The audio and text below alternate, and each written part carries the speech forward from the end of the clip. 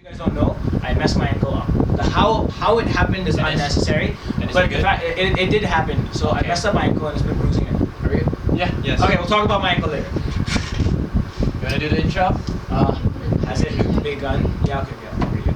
Has it begun to work? Yes. It's fine. Even the audio recording? Yeah, everything. Okay. What's the intro? Okay, so guys, right now we're still discussing what kind of title we need to have, like our group name. So for our first one we called it TGIF, I think. Yeah. But we think that maybe that needs to go. It's not really original, if you know what I mean. And also we were thinking of having like some kind of like intro music. Maybe we could all do a quartet kind of thing. Like welcome. I don't know. Oh my god. Cheesy, but you know, it's a work We're in not progress. doing that. No. Okay, whatever. But anyway, for now we'll just go right into it. Hey guys. Hey guys, welcome to the podcast. What? Just call it TGIF for now and then move on to bigger and better things afterwards. Okay. Welcome to TGIF with Faris, Shelton, Mobi, and Almira. Hi. What's up, guys? Today we're gonna talk about life and death. Life and death. So, I have a question. what? So, do you think life is a punishment or a gift? Oh my god, I feel like we've had this conversation before. What? You meaning TGI? So is it? Oh. Is it?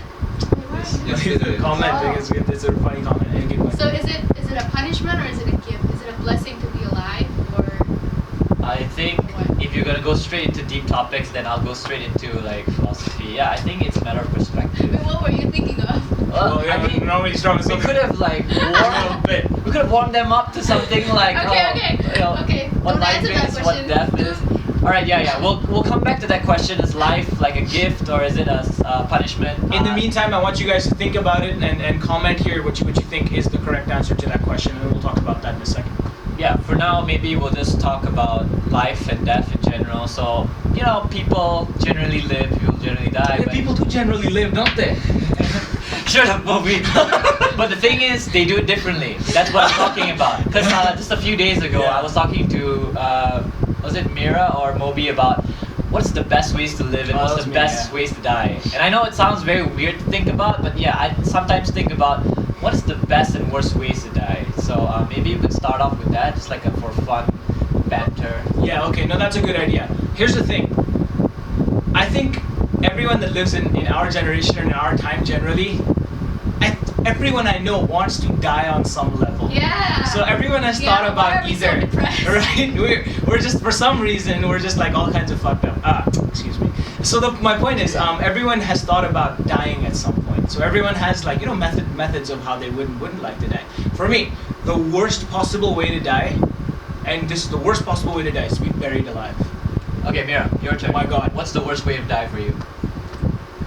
Buried alive. No, not buried alive. Maybe, okay. Yeah, that's one of the worst ways to die. But I think for me Same, Krish. is Same. to be sick. You know what I Be mean? sick. You Like die no, from the I mean, sickness. yeah. Like for example, a very like, let's say cancer. Oh, like a slow Slow death, slow death, painful okay. death. And like I the wouldn't like people that. around Yeah. you watch you get worse Yeah, and yeah, worse, and they watch you deteriorate into I wouldn't want eventually that. shallow. But I can understand that. Fear, exactly. It's a pretty shitty way to die. How do you not want to die? Like that's the last way you want to die. Yeah. From what I read off online, the torture technique, the brazen bull. The what? The what? What now? It's a frozen bull statue, and basically they put you inside and cook you alive. Oh, Yeah, Put you it's in a a statue and cook you? yeah. Yes. It's this really big bull made of bronze. Okay, hold on. Let's split up between the realistic way of terribly dying and the unrealistic way of because like these two, like dying from cancer and Being buried alive. Being buried alive, that's kind of realistic. Where are you gonna get a bull? A bronze bull? It is in the museum. I know. Okay. So something more realistic, like Oh, hey, here's a question. Would you rather burn to death or would you rather drown? I don't know. Man. Think about it. Come on. I think for me personally, I've heard burning really hurts. You know. They both kind of suck. But I mean, I kind of want practice for hellfire. You know, like get a little bit of taste before I. Have to do it internally. Yeah. Okay. Before I have to burn alive Or internally. maybe by comparison. Hey Valentine, how's it going, man? Or maybe I think I'm gonna say water. I'm gonna say drown. I'm really scared of the ocean. Oh no, definitely, dude, easy. It's definitely drown. You know why? I heard somewhere, and I can't confirm if this is true, but I heard somewhere that if you die from drowning, you go to heaven like instantly. It's like an instant ticket to heaven. Well, not if you kill yourself, of course. Did you that told you that? I don't know who told me that actually. I'm not gonna lie. I don't remember how the conversation happened, but at some point someone said if you die by drowning, you go to heaven. Like there's like a few categories of people that if you die in these circumstances, you go to heaven. Did the person who happened to tell you this agency watch Titanic or something? Because I know Jack is going to heaven for what he did for Rose. Oh, he did, yeah. Jack. Let's not disagree on this at all. Jack is going to heaven. But- Jack is a heavenly soul. Yeah, but on that point, I think I'd go to drowning instead of burning because there's so many negative connotations to being burned alive. It's just so scary and sad and horrifying, as opposed to drowning, where it's a little bit more romantic. Romantic. I'd rather drown. Okay, no, I hear you. On another point, it's also when you're burning to death, you can scream. That means the people around you who love you will have to watch you scream until you die. But if you're underwater, no one can hear you scream. Yeah, you pass out first. What's up, Ryan? You pass out first. No one's gonna hear you scream because you're muffled by the sound of water. And yeah, it's kind of a lot more peaceful. Yeah, it's a lot more peaceful. It's like gently diving, like sleeping into the night or something, like falling asleep or something. But back to the topic. I think my worst way of dying is by falling, and not really far fall, like Falling in love. No, no, like falling. That is the worst way to die. Yes, don't do it. It's a trap. Falling flat on my face and then dying. Oh God. I'll be dying of embarrassment. But seriously, Wait, can you imagine isn't it if the easiest, the nicest way to die to just fall? Like it's a What? very big impact, right? And then they'll just kill you instantly. You won't even feel it. No, okay. Like I said, it's not falling from a height. It's falling like from tripping. Like I twisted my ankle and I fell on my face. Oh. Okay, Because Oh. it's really I embarrassing. swear to God, if you die like that, like I can't even be sad at your funeral. Like, When I was laugh. 17, I tripped over nothing. The floor was flat and I tripped and I had like an ankle sprain for like a few weeks. Oh my God, I have an ankle sprain. So right I'm now. really scared. That might actually happen to me. Oh. Well, you know. Okay, I'll quell that fear for you right now. I feel like the human body is a little bit more resilient than just straight up tripping over nothing, falling on our face and dying. Not mine. You feel me? No, just everyone else. Oh, Dennis wants to send you something. Dennis, you can't send us nudes right now. Later, Yeah, what the afterwards. fuck, bro? Hey, Ryan. Sorry. Oh yeah, like shout out to Dennis who's over there. I can't show him to you. Dennis, come over here real quick. Alright. Oh, hey, Be Alright. careful. What should I stand? come over here. Behind you, behind. This is Yeah, Dennis. yeah, what's up? Dennis is the best. He did our sound again. These mics, he set this stuff up. This is his Instagram. Shout out to Faris. One of these mics is. Yeah, Ferric, oh my What God. about This is Ferric? Dennis's Instagram handle. Follow him on Instagram. Huh? Can I do that? Will it work? It's not gonna work. It's not gonna. Just show it. This is it. It's D355IZ. If you wanna find him, go to my followers list and just search for D. You'll be there. Search for the D. You'll find it. Okay, let's get back on death or life, whichever one it was that we were on. Okay, maybe before we continue, we could just let our viewers know why we suddenly decided to talk about life and death. Why did we talk? Oh yeah, we were chilling crib, right? We were like just you, me, Dennis, and a few other people. Yeah, Omani, Drew, Lupi. technically we were brainstorming some topics on what we could talk about today, and amongst them were life and death because it's so relevant. Like everyone's technically living and dying right now. You're not So- technically wrong. Yeah, I mean every single person is either living or dying right now. So maybe let's take it to biology, right? They say that life begins at conception. What is that called? Conception, yeah. Yeah, conception, right? When the sperm meets the egg, that's when life starts. Oh my God. And then life starts ending when you take your last breath. But some people believe that people start dying at like 25 when your body starts to deteriorate. I don't know, like That's such a sad thought. but it's true, right? Like what do you guys think? Like when does life start for you? Okay, now this is a very controversial topic because this is the most important topic of discussion when it comes to concepts like abortion. Everyone is asking the question, at what point does a lump of cells become a human being? Because the argument is, if life really begins at conception, what you're essentially saying is, all cells are living organisms and should be treated as such. You know, a clump of cells is a clump of living organisms. That means every time you cut your hair, you're killing something. So I think, for me, I think life begins at birth.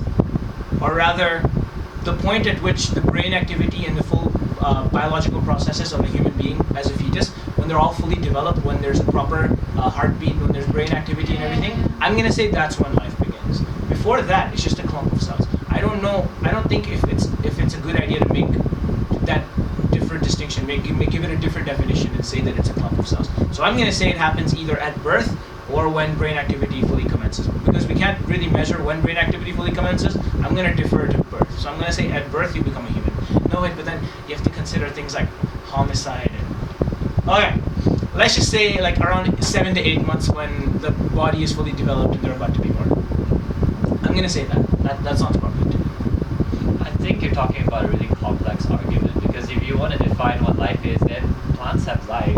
Then we can't all eat anything, because technically we'll be killing plants that have life. Okay, we are completely. Here's the funny thing. Like when we say life, all life does not matter the same way to us, right? There's a spectrum. So plants and animals are on one, and human beings are completely different. Let's say I walk outside right now, and I would never do this. I walk outside right now, and I see an animal of some kind, and I decide that I want to murder it real quick. Yeah. So I grab it and I murder the shit out of it. Like this animal is now dead. No one's gonna do anything to me. I might get some kind of societal backlash from having murdered an animal, but the point is no one's gonna send me to prison or say that I was something or other, because all lives do not mean the same thing to us. So a human life is not the same as a plant life or an animal's life in that matter, in that case. So I think when it comes to killing things, we're comfortable killing things. I mean, I'm pretty sure you had chicken last night. That was Yeah. a dead animal. Yeah, I mean, I'm not saying that we can't kill life. I'm just saying, like, what is life? People don't seem to have like a consistent idea of what it is. Like, they get really offended when you kill like exotic life, like let's say a hornbill. But why? You know what I'm saying? Like, this is still technically life. How is that any better than a piece of vegetable? Like, I might sound crazy right now, but it's still consistent, right? Okay, I don't think it's a life versus life comparison. The reason a hornbill is considered important is because of its symbolic and cultural importance to the people of the state, for example, or because of it's an endangered species that needs to be protected. Yeah. It's one of those reasons. It's not because life does not matter. But what if somebody decided that vegetable is suddenly a cultural, symbol? Can they suddenly start killing hornbills then? Like, who decides what is a cultural identity, a cultural image, right? So I think it's all arbitrary, and we're just following somebody else's instruction. It is arbitrary, but it's not like we're following some one person's instruction in particular. Because in a democracy, it's always about a conversation. Let's say there's 4 of us, and the 4 of us make up a country. Let's say the 4 of us decide that Dennis is he's a menace and he needs to die. See, now it's legally okay to murder Dennis because democratically we have decided to murder Dennis. Do you understand what I mean? It's a collective decision. It's never just one person or one small group. In those cases, if it is, I'm not gonna kill you, Dennis. You're okay. Not today. Whoa. At least not today. He said it, not me. I'm never gonna kill you, Dennis. I got you. So you see, if as a society we decide that hornbills, if we decide tomorrow, if Sarawak itself decides tomorrow that hornbills are not important and they taste delicious, everyone can start killing hornbills. That's what I'm saying, right? So saying that you can't kill something because it's precious life is completely. Anyway, let's go back to it. Oh my god, yeah. Okay, so Mira's worst way to die was by cancer, slow death. Mobi was by, what was it? Buried alive. Being buried alive. Forgetting mine. Shelton, you didn't want to get burnt alive in a bronze bowl. Yes. And I don't want to fall and die on my face. Right? So now let's talk about best ways to live. Like, or what about best ways to die first, so that we can talk about living? Okay, yeah, sure. The best ways to die. The most ideal way, I think. To die in your sleep. Oh, that's actually not bad. That's pretty good. I would say dying in a prayer. I'm gonna go with this one. Yeah, totally. You know when you go into like sujood and you just straight up die. Yeah. Dope. But dying in your sleep is second best. How about you, Shelton? How would you like to die? I'll fulfill it. How about you? Like you're praying, you fall asleep while you're praying, and then you die. Well, Best. Tell them what. I don't know. I always had the dream of flying off a plane Bro! What? Don't laugh at him. He wants to die falling off a I'm plane. not laughing at Oh. him, it's just the concept is kind of funny to me. He's like, I've always had the dream to fall out of an airplane. You see, this is Mobi. His friends tell him he loves him. He says that's kind of funny. And his friends want to die out of a plane. That's funny. It's just Ah. part of the reason that I want to do it is because it's kind of funny as well. Oh. Hey, fuck you, Faris. It is funny, you have to Alright. admit. Jokes on You're me. jumping off an airplane, like hanging in the air for a solid minute, through 2-3 minutes, and you just It would be funny though. But what if you regret- imagine his gravestone? Right there. Cause of death. You fall Fell out of here. an airplane. You regret fell out of your an airplane. You know what? YOLO again. Oh yeah, okay. Okay, so Shelton's gonna fall out of the plane. I'm gonna die in my prayer. Mira's gonna die in her sleep. Mobi, what you gonna do? Best way to die, Yeah. in the arms of someone you love. Ooh, okay. Let's go with that one. Technically, I'm in the arms of God when I pray, so Oh, okay. this isn't a competition. I'm just being stupid. All right, now let's move on to the best ways to live before the worst ways to Oh live. my god, I feel like my answer is going to be very repetitive, but okay, you guys start first. Okay, so the best ways to live. Because like people tend to say like you're not living unless you're doing what you love. You're not living unless you've tried this burrito. You know that kind of thing. So what is it that defines how you live? Is it when you're like really happy or when you're really excited? Leave a comment in the. He said, Chris said, I die after I nut. I mean, that's that's not bad. Dying from nothing. That's I've heard, you know, the autoerotic asphyxiation is a thing. I've heard like if you die while you're nutting, I've heard it's pretty dope. I'm not that I don't know. That- I've heard, I read it somewhere. Like Yeah, there was I this heard it. whole manga series about this dude who wants to. It's interesting, but like the main point is at the end, like he's like he's engaging in activity with this woman and she decapitates him and he enjoys that very much. I was depraved. So So depraved dying- shit. dying I was is very very depraved. the best way to die is by doing a virgin. No. Oh yeah, best ways to live though. Come on. Oh, the worst yeah. way. Yeah. Oh wait, okay. Best way to live. Back to it. Back Yeah. to it. Yeah. We're gonna talk about the best ways to live. I think the best way to live is by living without being told what to do. Like nobody's telling you that you can't do this, you can't do that. You're just basically doing what you want. Attack on Titan. Kind of. Yeah. So like in the case of Attack on Titan, you're basically living in fear. You're kind of surviving for your life. It's terrible. You should be, doing what you want despite what all the bigger powers are telling you to do and all that So stuff. for you, the most important thing to make your life happy, freedom. With freedom, living with freedom. That's really living. So just on a real quick note, if you were in the world of Attack on Titan, do you think you'd be a scout? I think I'd be killing myself. Does freedom exist Yeah, though? I'd probably be killing myself as well. Yeah, that's right. I mean, it's a really shitty world to live in. Yeah. Fucking hell. Okay. Hey, Chad's here. What's up, Chad? Hey, what's up, Chadrick? How you doing, Chadrick? Okay, Shelton, your turn. His one is freedom. I think mine would be fulfillment, like finishing what my dreams are and just achieving what I want to do. Achieving a dream. Yeah. But let me ask you this: what happens if by age 40 you achieve all your dreams? What happens then? I'll do everything.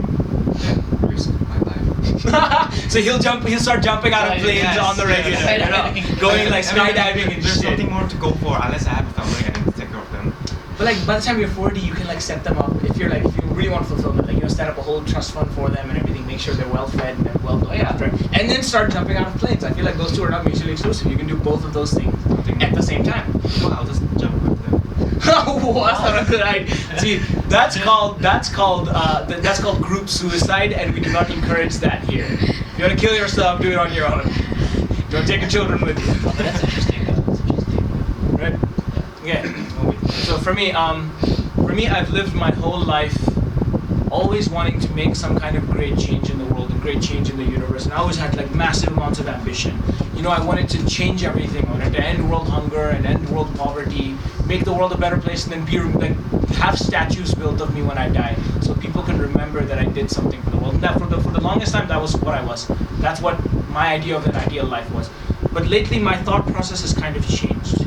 Lately, I've realized that none of that, for me personally, none of any of those things matter if you don't have people around you to share that stuff with. You can have straight HDs in all of your classes. You can have the best job in the world. You can make all of the money and all of the cars and everything. But if you're not surrounded by people that you love, I feel none of that means anything. So to me, the best way to live your life would be to be surrounded by a group of people. It doesn't matter how big or small, but a group of people who actually and genuinely care about you, people who actually love you. Because I've realized even in poverty, even if you have no food, you guys can sit and have, laugh about the fact that you're hungry and you don't have any food. And when you're rich, you can go skydiving with your friends, because honestly, that's all that matters to me. At this point in my life, I believe it's my connections with people that's going to define what my life is, instead of my connections to the grander population of the human species. I feel like if I can make one person's life better, I feel like my life has served a purpose. And to me, the best way to live then is to be surrounded by people you love, and to make sure that you're doing everything you can to make their lives better. We help each other grow and we help each other become better people. That is the best way to live. Company. Yeah. I think, I agree with Mobi, but I think for me, the best way to live is to be able to control my emotions. To have control over my emotions. Let's say when something bad happens to me, like whenever I get, let's say uni, right? So much workload, sometimes I get stressed out. I would like to be able to control that so that I don't feel stressed out, but still manage to finish everything. You get what I mean? Yeah, so, I get to choose what emotions I can experience and not experience. I think that would be nice. Alright, so you guys have gotten a taste of what we think is... Now, notice I didn't go to the worst ways to live, because I feel like if we start mentioning the worst ways to live and you guys are actually in that position, that's gonna be real shit. So That's a good call. We're gonna skip like worst ways to live, because everybody's got their own baggage, everybody's facing different things, and I don't wanna highlight what a worst way to live could be. So So you said about emotions. I can't stop thinking about this. Don't you think it kind of defeats the purpose of emotions if you have complete control over them? Like, you remember that conversation we had yesterday about heaven? So what we talked about was, heaven is a place where you get everything you desire and then some. As in, you will never feel tired, hungry, thirsty, or sadness, or any of those bad things. And it is said that you can have anything you want at any time. Doesn't that get boring? Like, that was the thought process. It's like, when you get everything you want without ever having to work for it, and there's never anything negative, it's gonna get pretty boring, right? Like, what do you think Saitama. Yeah, exactly. Like One Punch Man. Like Saitama, he's like completely all powerful. Man's bored is out of his health, out of his life. So like, if we apply the same concept, give you complete control over emotion, don't you think you would naturally filter out every negative emotion that exists and only allow yourself to feel the positive ones, ensuring that you're in exactly the same situation as heaven? As in, bad things will happen to you, but you will never respond to them. And don't you think bad emotions are in some way a good thing, because they help you progress in a more positive direction? Like, they help you change the course of your life. Because let's say, in this situation, bad things are still happening to you. Bad people are still around you, but you just don't see them anymore. You don't see any bad people because you don't experience any bad emotions. You might be in a really shitty situation at work or at school, a situation that doesn't fulfill you, but it doesn't matter, because you will not allow yourself to feel any of those bad emotions. Therefore, you'll never be able to move yourself out of that situation to find complete fulfillment. But I mean, if you can control your emotions, can't you just give yourself complete fulfillment emotion, like just engage that automatically? And at that point, is it really worth it to do anything? Because as humans, we only do things in order for that end goal, right? To be happy. If you can be happy by default, do you really need to go to uni or work or do any of that? You just go lie on a beach somewhere and live off fish and crabs. I think it's quite interesting, because since you mentioned that controlling your emotions is physically impossible, because emotions are hormones and they're your natural reaction to things, right? So that means maybe Mira wants to control the uncontrollable, achieve something that's impossible. So it's kind of ambitious. I think it's great. I think you should keep going for it. It's not out of whack. I think it's like me deciding that purpose in life is just to control lightning with my hands. Like, people will hear that and say like, oh, it's impossible, but I want to do it. Man, I'm trying to do that. Are you gonna stop me from doing it? I got the freedom to control lightning. Okay.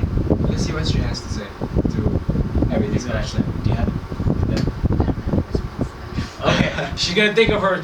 In the meantime, there's this anime called Demon Slayer that you guys have to watch. Oh my god. He's not being paid for this. I'm not, but I wish I was. I wish I was being paid for this because Demon Slayer is so good. Oh my god. Anyone who's seen Demon Slayer, back me up.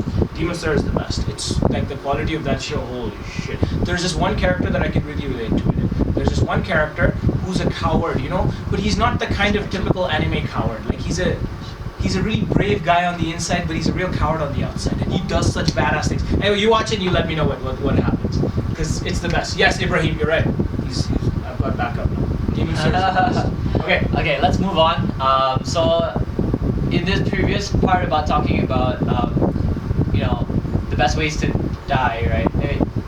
The worst way. The best ways to live. Sorry. Mobi mentioned something about heaven and hell and all these kinds of retributions. So let's talk about that a little bit. So some people don't believe in heaven and hell. Some people do, and let's just talk a little bit about why that is. Like, man, it's such an interesting conversation to have. Like, it comes back to, I think, the whole universe. Everyone has asked themselves this at some point. What's the purpose? Exactly. Like even if you're religious, even if you aren't, the idea is everything on this planet, specifically the human race, everything is so complex and so complicated. How does something like this happen? Like, was it created or did it just happen to exist? And if it happened to exist, the question is, why hasn't this happened to exist somewhere else? Why is it that we're the only signs of life that we can see in the universe? There's this dude, this scientist man, I forgot his name. He had Fenrir's paradox or something. You guys, do you think that the universe was planned or was it a coincidence? Oh yeah, let's do that. Oh my God. Mine is coincidence. I feel like the universe is a random string of events. Random as well. The universe is a simulation. It is a simulation. The universe simulation. I believe it's a simulation. Just for the audience to know, these two are computer science students. I think that has something to do with it. Okay. What do you study again? I'm ashamed of you. Design. What? Go fuck you, that is it. Okay, here's my explanation. I don't think the universe is an accident, and I don't think the universe is by chance. Because if you think about it, here's all the evidence we have so far. There was a big bang and there was a beginning. There was a beginning and there will eventually be an end to this universe. We know all of those things already. But like, things don't just begin on their own. Like, let's think about something outside of the universe itself. What is it? Nothing? Does that make sense from any kind of perspective whatsoever? And then how does it make sense that the universe follows underlying logic, underlying rules? Like mathematics, for example. When we add numbers or subtract them, logically speaking, we come to the same conclusions. Like, math seems to be the underlying language of this universe, as in it's the same everywhere, as in the way we deal with numbers and the patterns that exist in the universe. Like, for example, the way the planets orbit the sun, it can be explained using one specific mathematical formula. Everything in the universe can be explained using mathematical formulae, which brings me to the idea that everything has an underlying programming or an underlying code, and that code has something to do with mathematics, because that makes perfect sense to me. And think about it, everyone seems to think that the universe is a simulation, and everyone else seems to think that the universe was created by God. I think those two can coexist. I think those thoughts can coexist at the same time. I feel like God is the programmer that created this universe, but it's not in the same kind of programming system or language or creation that we're used to. Like, we're used to working with very small systems and computers that can do small tasks. But I feel like God has a lot more tools at his disposal that he can use to create something this grand. It's not tools that we can understand right now, but I feel like the underlying concept is similar. You know, you create something, and this boils down to the question of, do we have free will or is everything predetermined? I feel like the universe was created. It is not predetermined. I disagree with you on that, and here's why. It is not. Here's why. God created this universe, programmed everything, and used what we call like classes. So everything has properties, and then the universe was let go ever since the Big Bang, and only minor alterations or minor interjections were made into the world by God. God has given us free will to do what we want. He has created this universe, created a system of rules, and then let everything take its natural course, whatever that natural course happens to be at the time. That makes perfect sense to me. You know, we do get to, like, I can choose whether or not to pick something up, and I can choose whether or not to put something down. And some people might say that I'm only doing that because God determined that I would eventually do that. But see, that doesn't make sense, because God tells us he's going to punish us if we do bad things, and then reward us if we do good things. why would we be rewarded or punished if we don't have a choice? Okay, let's just classify that entire thing into two parts. There's one thing. Same Grish, same man. There's one thing to believe that God is a certain way. Just be thankful for what you have and don't worry about what you don't have. And okay, to some extent, but I don't think that makes sense, because just because your pain is not the same kind of pain as someone else's pain doesn't mean that your pain doesn't exist. I don't like the idea that someone's pain can be mitigated, like someone's pain can be trivialized because someone else is going through a worse pain. We all have different tolerance for pain. Some people can have like their entire family murdered in front of their eyes and still somewhat be okay and happy, and then some people can fail a class in high school and just have the worst kind of oh my god, yo, live stream's about to end, I'm gonna start this shit again real soon. Yo, how long has it been, Dennis? How long has it been? 30, Yeah. at least 30 minutes. At least 30 minutes. At least, okay, that's okay. We're gonna need to start the live stream again. Mira, wait, no, I'll do it. Okay. I'm gonna end this live stream and start it again because we're running out of. So we're on 7 seconds. Oh my god. I'll be right back. Give me a second.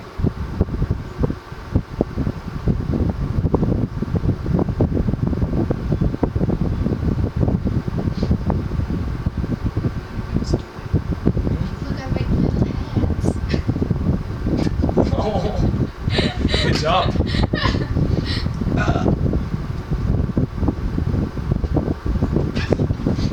Oh yeah, by the way, This continues. hey, Oh, dope. Okay, there you go. Mobi. Yeah. Just now we had a technical issue, so we had a small gap in the recording here. Oh, the audio or video? Audio and the video. Oh, that's okay. The thing is, still they're both stuck in different parts. I see. It's very interesting. Okay, I'm sure we'll be okay. Okay. We're back, everyone. Hi. We are back. Okay. What was I? Okay. So a while back, we're chilling in our group chat that me and Mira have, and Mira comes up and asks a question, and her question was something along the lines of, why is life so difficult or something like that? Is life a blessing or is it a punishment? No, before that, you asked, you remember that conversation in our group chat? It was on the Instagram group chat. Oh, I was asking why do I go to hell for killing myself? Ah, yes, there you go. Yes, because I did not consent to be born. Right, yeah, Okay, that's a I thought did that a lot not- of people share. I did not agree to be alive. So then why am I being punished? Why am I going to hell for ending something that I did not want? Exactly, right. So, That thought seems unfair to you, right? Right. It's unfair. it definitely seems unfair. What about you, Shelton? Have you had that thought at some point? Has that even occurred to you? Because the fact that I'm happy to be alive contradicts with the fact that I don't want to be born. I think it's a sin and you go to hell for killing yourself because it's the worst part of betrayal. Because you betrayed yourself. Yourself. By taking yourself away. Yeah. Okay, yeah, I get you, but think about it. Did you ask to be born? There's a lot of things that I didn't ask for, but I'm responsible. It's very interesting. Okay. But I mean, think about it from this perspective. Everyone who's watching this live stream right now, I want you guys to think about how much pain you've had to go through in your life. Some of the pain has been so incredibly horrible that you have wished for death numerous times. I'm sure, not that everyone feels this way, but I know for a fact that a lot of people do. That feeling is not, it's not a foreign concept. It's occurred to a lot of us. We've gone through something incredibly difficult, incredibly painful. We've all asked ourselves, why am I still here? Why does this keep happening to me? Why is it that my life is riddled with pain, suffering, and you see everyone around you and their lives are fine, and everyone's having a great time, and then to you just bad shit keeps happening over and over and over, and then you just come to this idea, you're like, why am I not allowed to end this suffering? It's like I'm being punished for something for crimes that I've never committed. It feels like a punishment, but why am I being punished? Do you get what I mean? What did I do? Or how did this happen? Why does everyone keep telling me that life is a blessing when life has only ever given me pain, suffering, and the intention to die? How then can anyone justify the statement saying that life is a blessing, quote unquote? Thoughts, Shelton? I think it comes down to really comes down to perspective. I can take what's the idiom for it? Silver lining in every cloud. Yeah. I can take every piece of good things and every bad event that happened and take something good out of it. Like Hitler killing everyone. Now we have lessons. Now we have more respect back. I don't know much about that one because I didn't know about the history. But you get what I mean. I understand exactly what you mean. Life is a blessing because you get to feel. Imagine if nothing bad happens to you at all. Like it goes back to your point just now. Wouldn't you be boring? No, I agree. But here's the thing. 2 points. Number one, on the if nothing bad ever happens, you'll get bored. I mean, I feel like bad things should happen, but you know, on some kind of balance, on some kind of quality balance. Like if something of a certain quality bad happens to you, like something of an equal good quality should happen to you. Yeah. But that's not how it works because the distribution of bad experiences is not equal across the population. Some people get it worse. Some people, it's not even if they get it worse. Some people interpret it as being worse, and that's not always something that we can control. You know, Shelton, like you said something about perspective shaping the way we look at reality and how happy we are ultimately and how sad we are and all of those things. But dude, not 4 months ago, I was exactly like that. 4 months ago, I was perfectly the way everything you say right now, that was me, word for word. It was always about find the silver lining. It was always about look at things from a different perspective. It was always happiness can be achieved if you truly try to achieve happiness. And that's the way I had lived my whole life up until that point. But then, reality was fucking shoved into my face without my consent. And it was at that point that I realized it doesn't matter how logically you think about this situation. It doesn't matter, you know, like for example, something bad happens to you and you can console yourself by saying things like, it happened for a reason, or this wasn't meant to be, or that this was bad for you and it's good that this has been taken away from you. You can tell yourself all of those things.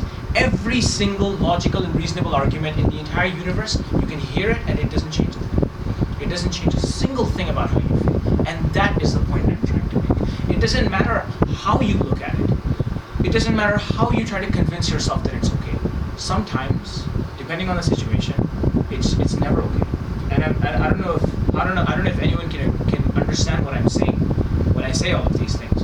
But sometimes it doesn't matter what perspective you choose to look at it from, because even if you look at it from that perspective, the way you feel, the way it hurts you, the pain, it doesn't go away at all.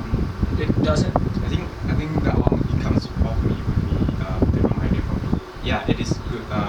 It is okay to feel bad, like you said. You felt the sadness, everything. You did feel that. It doesn't matter how bad or how linear it is. But then let's take the ratio distribution thing you said.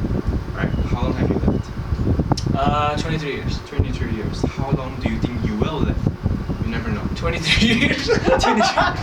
Yeah, it comes to we never know what will happen next. Maybe the worst of the worst happen now and the best of the best happen at the end.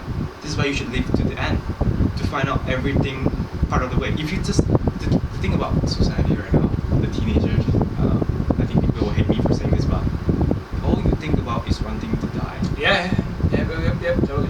Think about living through this to get to the good part. What if whoever is controlling this simulation, like you said, wants you to go through this part of pain to reach to the good part? You never know. No, but see, here's the point I'm trying to make. Well, okay, yes, that makes perfect sense. But you know, this pain, just because something good happens to you afterwards, doesn't mean this pain will go away. You know, when something bad happens to you, when something truly bad happens to you, it stays with you for the rest of your life. It doesn't matter what else around you changes. It doesn't matter how many people you surround yourself with. It doesn't matter how much success you get in life. It doesn't matter how much happiness eventually comes your way. That sadness, it makes a place inside your soul and it never leaves. So that means even if ultimately Shelton is correct, even if the first half of our life is meant to be shit and then the good things are planned for some time, even let's say the good things happen 10 years ago, it still won't cancel out the bad. Those 10 years are still have to be spent in agony, in complete pain, every single day, thinking to yourself, what did I do to deserve this? Every single day, forcing yourself to live a life that you never wanted to live or never chose to live, living through pain and hardships that you never wanted to live through. And if you want any kind of success in this world, you have to take all of that pain and then multiply that by 10, because that is the amount of effort, pain, and hard work that it takes to make it in this world, especially with the amount of people in the world as is. That means if you want to do something good, you have to be the best at it, and the amount of effort that requires. Imagine putting in all of that effort whilst being so utterly broken inside. Do you think it's fair, is what I'm asking? Or do you still think this life is a gift? To me, I live on a no regret basis. Whatever I did contributes to who I am right now, and I am happy who I am right now. What if you're not happy with who you are? I've been through that. Right, okay. Oh, wait, Well,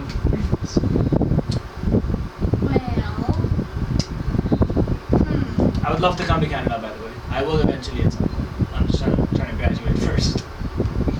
I mean, for the most part, I enjoy life. I really do. It's just sometimes it gets too hard, and I feel like, okay, it's not a matter that I want to die. It's more like I want to pause life, so take a break. Like, I enjoy living. I enjoy my life, to be honest. Really, I do. It's just sometimes it gets too hard. It gets too much. I break down and I think about dying, because it seems like, you know, The easy way out. easy way out. But really, I don't want to die. Like, I want to keep living, so I just want to be able to pause. Well, so just me then. I just want to be able to pause time so I can, you know, catch a breath and, you know, relax for a little bit before I have to continue suffering. Yeah. I read it, yeah. So yeah, I just want to be able to pause life, take a break before I continue suffering. I hear you. That makes sense. So let me continue on that earlier conversation that me and Mira were having in that group chat.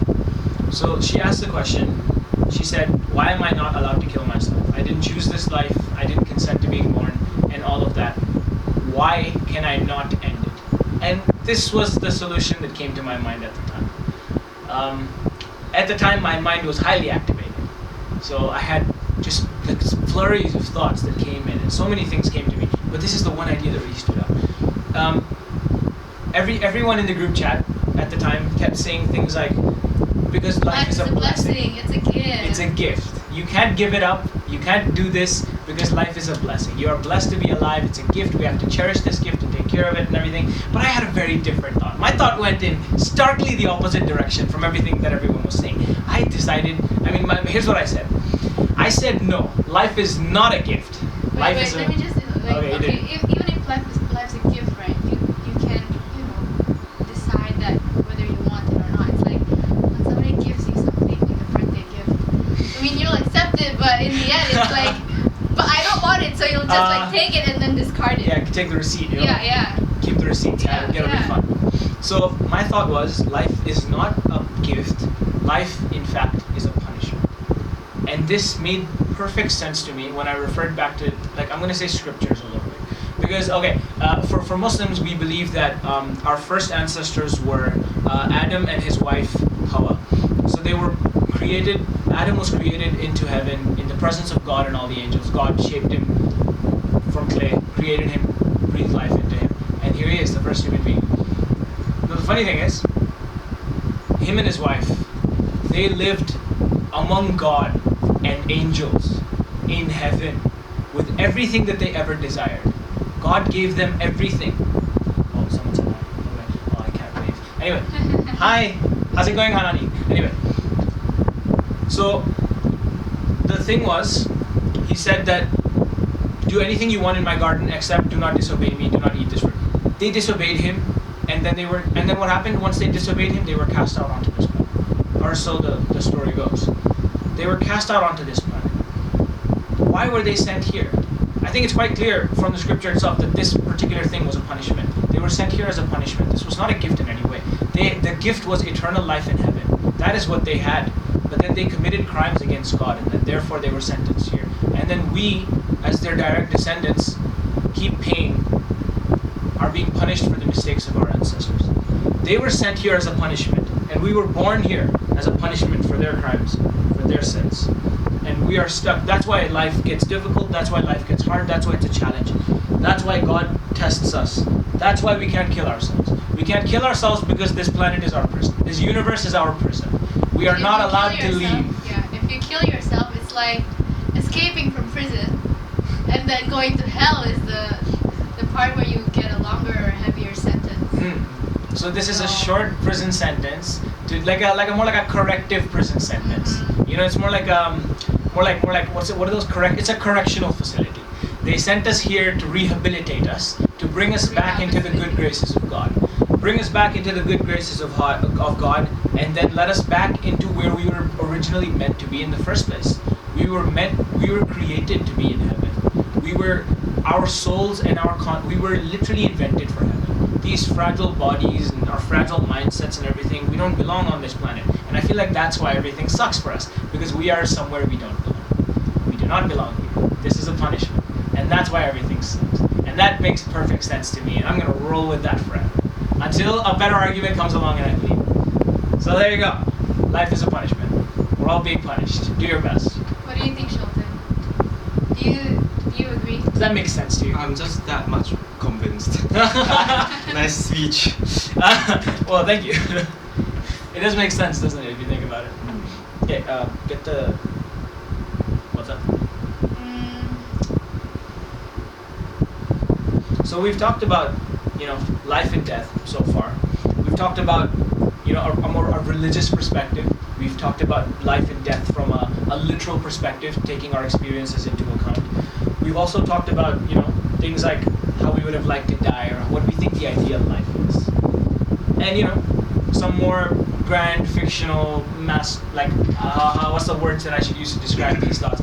Some grander thoughts about how the universe functions and how life itself operates, among those other things. I feel like we should wrap it up real quick, but before that, I think the final thought we should consider is let's say for example, everyone is wrong about the concept of heaven and hell. Everyone is wrong about the concept of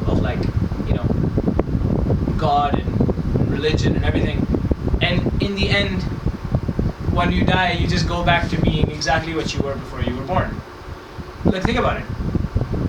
Being nothing does not mean that you're floating through a void. I'm pretty sure that's the thought that everyone has. Whenever someone says something like, when atheists, they imagine death as being like a void, or like a black, floating through space, having an infinite amount of thoughts but not being able to do it. Somebody asked, why the fuck are you wearing nail polishes?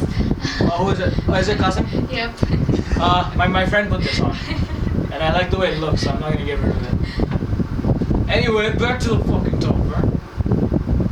I don't think, in that event, that it would be like floating through a void. And I say this because we all have, I can't say that we have experience knowing what life is like before we were born, but before we were born, we had no memory. We simply straight up didn't exist. And it's such an abstract concept, right? To just straight up not exist.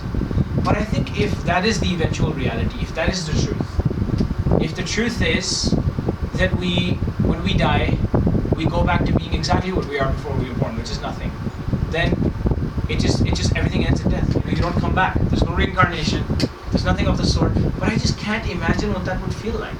Like, I need more perspective on this. What do you think nothingness is really? Mobi, God's not real. Deep down, I think. I think the fact that this is so scary to think about is why we have religions. To just comfort ourselves that after death there is indeed something that we are to look for and that we should do good in our lives. Yes? Is there Rickson? Come in. Just push it. Push the door. Push. Turn and push. Okay, there you go. Oh, hi. How's it going? Xavier not here? Nope. There's no Xavier here. There's no Xavier here. Okay. Thanks. Alright, let's see. You're prisoner of what? Okay. So yeah, keep going, you were saying. Scary thought. Religion exists to explain that stuff. Yes. Imagine sleeping, you don't feel anything. Yeah. Maybe that's why it is. But it's so hard to explain that people just comes up with God created our universe. Just for everyone to feel safe that there is something to live for and to die for. That's what I thought. That's my thought about this. That makes perfect sense to me, because let's be honest, we're pretty full of fear, you know. We're pretty scared of things. The concept of going going to be nothing after having all of these grand thoughts and ideas and adventures, meeting all of these people, living a life as an expansive life, being aware of the universe, being aware of the concepts of life and death, and then going back into nothing. It's a very scary thought. It's a very scary thought. What do you think?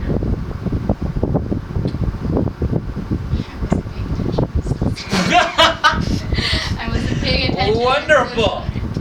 Well, I think it may actually be true. But then, the funny thing is, all religions seem to have this underlying pattern, right? Like, well, the main three ones at least, like Judaism, Christianity, and Islam, all have the same underlying patterns.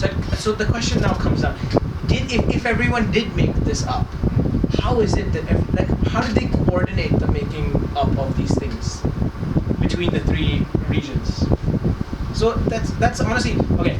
I'm not gonna lie. It's completely possible that life is like completely pointless, and when you die, you go into a void. But I don't want to believe that. You know, even if someone shows me evidence to believe that idea, I don't want to do that. Let's say I lose nothing from believing that there's going to be something at the end of all of this. You know, like there's no downside to believing that. There is a downside to living your life believing that nothing matters, because when you believe nothing matters, then you can do whatever you want. That might not bode so well. So maybe in fact religion was created as a way to control society, to make sure that we live harmoniously together, that we have rules and existing ideas that we can all co-opt into, and make sure that we don't mess everything up. Because if life truly is a void, I know several people who would start shooting things up like immediately, with no regard for human life at any point. Not that I would do that, because I would not. I'm just saying, certain people would. Anyway, I think that's about it for today's podcast. If you guys have any feedback, please send it into my DMs. If you guys have any questions, or if you want to suggest new topics for next week's podcast. Also, yeah, suggest names for this podcast. Oh my god, we don't have a name yet. We're still on TGIF, which is like very general, very vague. We'd like something better. Ideally, if you guys can, make a pun and use like Kuching or Malaysia or Sarawak. Like make a pun. Like I want a punny name. Like I am convinced that a punny name is like the most important thing when it comes to, you know, when it comes to naming anything. I feel like it has to be a pun. Like I'll give you an example. I made this project for one of my units like a while back. It was a cash register management system, a point of sale system, and a system that helps you track your money and all that. And what I named it was Kaching, as in the sound of money. Oh my god! It's a good pun. Okay, it's good. It's good, right? What? It's a pun. It's meant to be punny. Okay, like it was the sound of money and the name of the city where I created the system. It was perfect. That's what I want. If you can come up with something like that, I will buy you lunch or dinner or anything. I don't have any money right now, but I got you. I promise you. When I eventually make money, Dennis will pay for you right now. Oh, what the hell? I thought you said you're He's our sponsor. Our sponsor for today, Dennis, and the music club. So thank you very much to Dennis for helping us with the sound setup. Thank you very much to Faris for allowing us to use his mic. Thank you very much to the Swinburne Music Club for allowing us to use their room. Thank you very much to Almira, Shelton, and Faris, who's not present, to come and have a conversation about life. He's physically not here, but he's in our hearts. Oh, that's sweet, isn't it? Okay, so that being said, once more, if you guys have any feedback or any questions or anything, my DMs are always open. Just slide in and let me know everything that you want to say. That being said, hit us up with any ideas you have that you want to hear us talk about next week. That being said, I do have class real soon, so thank you very much for joining us, and I will see you guys next week. Kelly just got here. Bye, Kelly. Bye, everyone. Bye, guys. Bye.